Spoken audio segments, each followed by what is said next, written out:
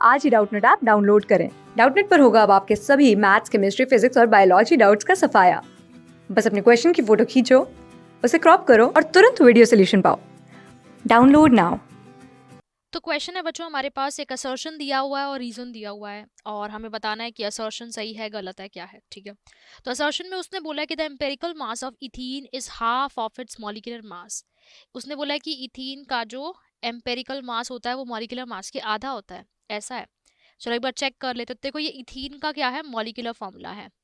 Ethene का molecular formula क्या होता है, वो होता है C2H4। एंड आप एम्पेरिकल फॉर्मूला के अंदर हम क्या करते हैं, उनका सिंपलेस्ट रेशो लेते हैं। तो जैसे कि यहाँ पे कार्बन 2 है और हाइड्रोजन 4 है, तो सिंपलेस्ट रेशो क्या आ जाएगा, 1:2, है ना। तो इसके अकॉर्डिंग बेटा एम्पेरिकल फॉर्मूला आ जाएगा CH2, है ना। तो CH2 क्या हो जाएगा बेटा, इसका एम्पेरिकल फॉर्मूला। तो एक बार मास देख लेते हैं फिर, है ना।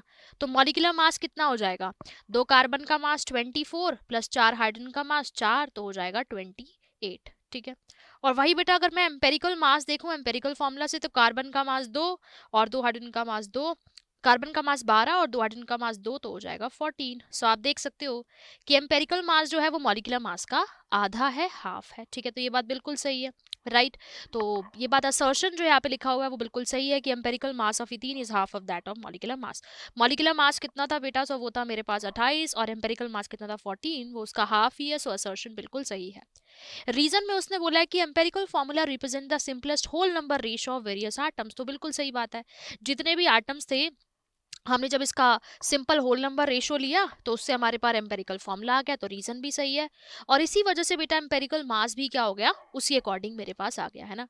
सो असर्शन भी सही है, रीजन भी सही है और रीजन करेक्ट एक्सप्लेनेशन भी है।